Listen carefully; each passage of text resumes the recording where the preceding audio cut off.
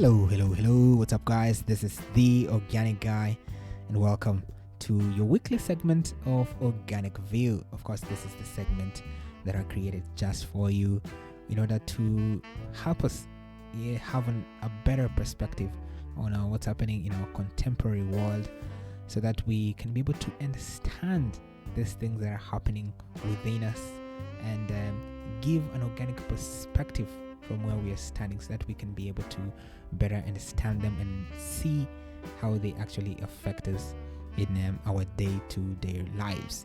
And today we have a very interesting topic, and I want us to dive into it. And it's a topic that most critics of the organic movement really have towards it, and it's the question: you guys, you have been around for about a century now, and every time I look at your numbers, they are not that impressive. Okay, your movement has been around since the 1920s, and look, I'm looking at your numbers right now, and they say actually in total you have about 1% of the total organic farmers across the world, and in most countries actually less than 1%. So what's going on here, guys?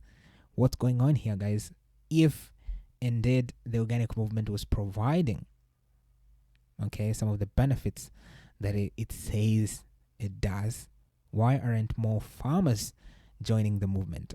If organic farmers really does ensure that the biodiversity is thriving, if organic farmers really does work with nature, if organic farmers really does incorporate ecological processes, if organic farmers really does help the ecology thrive, what's going on here?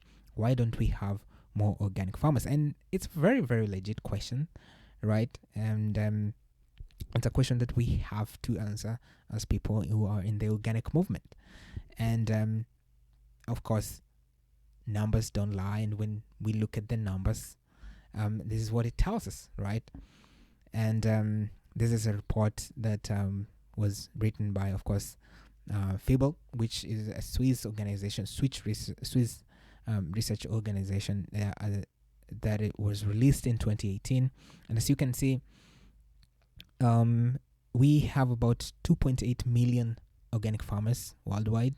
And if you look at that trend from 2009, that's an increase of 55%, compared to where we were in 2009.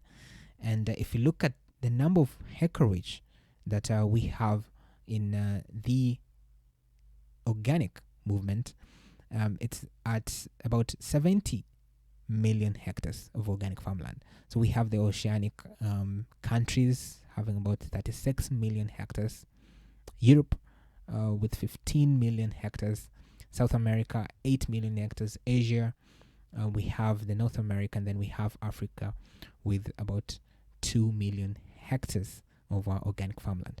And actually this is an increase of about 3% from where we were in 2017, right?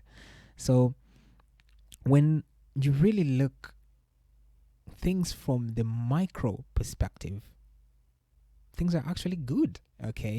So as you can see, we have increased the organic farmland about 55% from 2009. Our organic farmland has increased 3% from where we were the previous year, that's in 2017. So if you look at things from the micro perspective, things are actually good. We are adding about 200,000 organic farmers per year into the organic movement. But when you look at things from the macro perspective and try to compare things to the overall farming statistics, things are really looking very grim, because there we compromise about 1% of the total farmers across the world. So first of all, it also depends on how you look things. The macro perspective, not so good, but the micro perspective, it looks like we are gaining ground each and every single day. And then the question still remains, is the ground gaining enough? And then we look at the statistics. We are looking from 1999 to 2018. So if you look at the total land that the organic movement gained, in 1999 there were only 11 million hectares of organic farmland, But here in 2018, we are about 70 million hectares of organic farmland. So you can see there's a significant movement of that farmland. Okay, this is over a period of 20 years, of course. And if you look at the total organic share in percentage from 1999 to 2018, 1999, we had about 0.2% of the total organic share. But in 2018, we are about 1.5% of the total organic share. So if you look at the micro perspective and within the organic sector, things are actually tipping up, things are growing. But if you look at the macro things, looks like things are sort of stagnant. Okay, they're not moving as fast as most people would like this to see it happen. And of course, there are several reasons for that, and it is the fact that we are about 1% of the total farmers across the globe. That doesn't mean the conventional farmers have about 99%. We have different farming systems as well. We have a hydroponics system of growing crops. We have, of course, the permaculture system of growing crops. We have a biodynamic system of growing crops. We have the regenerative system of growing crops. We have conservation agriculture. We have climate smart agriculture. We have vertical farming systems. So we have different systems of farming, and it'll be interesting to see and compare how each one of them actually rack up. And in principle, really, from my own opinion, if you look at all these farming systems, they're actually based on the principles of organic farming. Because if you look actually at the definition of organic farming, this sort of systems are sort of branch out from the organic movement, because organic farming system is about working with nature. It's about ensuring the health of the soils, the health of the ecosystem, the health of the people. Okay, the organic farming system is about improving its ecology. It's about working with the processes of working with ecological processes. Okay, it's about working with, make sure that we have enough biodiversity around our growing systems. So if you look at all these growing systems, they, in principles, they have one or many practices that are within the organic farming systems. We talk about crop rotation, we talk about cover cropping, we talk about making sure you have enough biodiversity in your farm. So all these farming practices are all co-opted from the organic movement. Most people, of course, just go straight forward into the organic farming system as a farming system that don't use synthetic pesticides and fertilizers, but that's just a tiny portion of what the organic movement is really about. And most of the people who come into the organic sector really do not know some of these principles that the organic movement was founded about. Okay, in the early 20s, we had sort of a contradiction. We had an argument of the two visions that we had for agriculture. One vision just saw the soil as really as a holding medium, as a medium where just we needed crops to hold the crops, and it saw the soil as a dead stuff, dead matter, just needed to holding the crops for them to grow. Okay, and all we needed to do is just provide them with the macronutrients, and then the crops just grow. Okay, we have those people who had that mentality, and the other side, we had people who saw soil as a living entity, the Albert Horde sort of scientists. They saw soil as a living entity. They saw that the best path forward for the agricultural movement was for us to be able to feed the soil. So once we are able to feed the soil, then it can feed the plants and the animals, and then can feed humans. And as such, we can have those three levels of health. So meaning you have healthy soil, you have healthy plants, and you have healthy animals, and you have healthy people. That was the two visions that were fighting this war. And of course, we can see years later, 100 years later, which movement is actually winning. And as you can see nowadays, there's a talk about regenerative organic farming, and that's the emphasis on the soil. And ladies and gentlemen, if you look back at the history, the organic movement is at the center of this particular conversation. You cannot talk about organic without talking about the soil. So you can see there are different systems of farming, but the organic movement is definitely in with that conversation. When we look at those numbers, we're actually looking at certified organic farmers. These are people who have been certified, and we have several other organic farmers that are not certified within the certification system, and those sort of doesn't give a full picture of the amount of organic farmers that we have currently. We have a lot of people who believe on the principles of organic farming, but do not have the certification to actually prove that they are organic farmers. But in theory, of course, we have a lot of organic farmers. I will argue up to about 10%. In principle, and according to the data, this is what we have. We are about 1% of organic farmers. But what is causing all this? Okay, I got this beautiful sort of summary of some of the top 3 things that the crop tracker really tried to lay out and sort of share with us and to what's happening. So according to them, one of these factors is the scarce support. And one thing we have to agree is that farming in itself is actually hard work. Okay, it doesn't depend whether you are an organic farmer or a conventional farmer. Farming, the fact that people are actually involved in farming by itself enough is hard work. It involves a lot of patience, it involves a lot of knowledge, it involves farmers taking a lot of risks for them to be able to produce food. Okay, imagine a farmer just preparing the land and just laying their seeds into the ground and just having faith that within a certain number of days that their seeds will be able to germinate, and after that they will be able to take care of the crops and make sure that there are no weeds and there are no pests. You have to make sure that you provide them with the required nutrients for them to grow. So generally, farming as a vocation, as the things that people do, is actually hard work. But luckily enough, for the conventional farmers, do have a lot of support, especially from the government.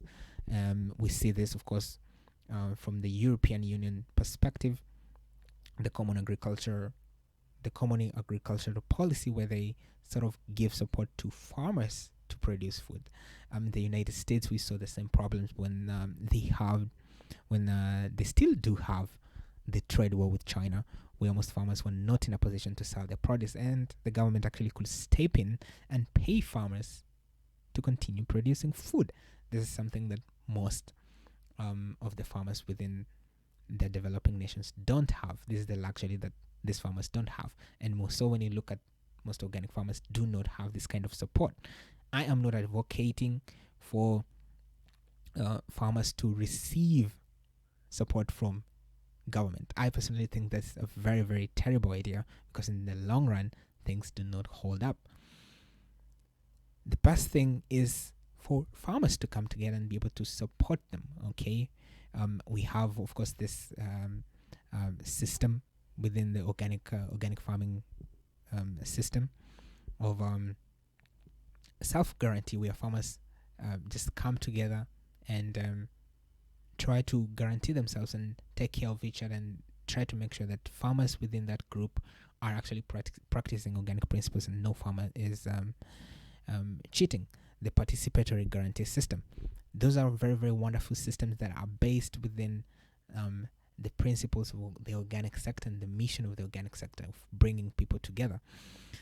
And one thing is, most organic farmers do not have this support that they need for them to be able to move forward with their farming system. So it makes that by itself, it makes it very, very hard for farmers who want to enter into the organic system, because it's a little bit riskier for a farmer to move into the organic system. So that is basically one of the barriers. And here Crop Tracker actually suggests more government to be involved in establishing funds for farmers to be able to have access to this particular kind of system, which is not a good thing. I'm not a proponent of government involvement in agriculture because in the long run, just government spoils everything. So the best way is for farmers to work together and consumers to work together in order to see what's best for them. Might help in the short term, but in the long term, almost all of it failed. And secondly, one of the reasons that I think we, of course, have smaller numbers is, of course, the transition period. This is the period where, let's say, a conventional farmer wants to become an organic farmer, has to go through normally 3 to 5 years. This is the period, the recommended period that the toxic chemicals that you've been using in your land should be able to sort of move away, and your land should be able to regenerate and be able to have a better holding capacity and be able to develop good nutrients for able to produce good food, be able to produce good enough crops for your land. So this is one of those periods that do not have an economic incentives for farmers who are coming into the organic industry. Okay, there's definitely no economic incentives as why farmers should go through this period, and it's a period that sets off a lot of farmers. So in this period, farmers have to continue to produce the crops through organic methods, but cannot be able to sell their produce as organic. That is totally understandable, but I think I personally, as a consumer, I will be able in a position to support these farmers to be able to pay the price of organic during this period in order to support them to be able to move into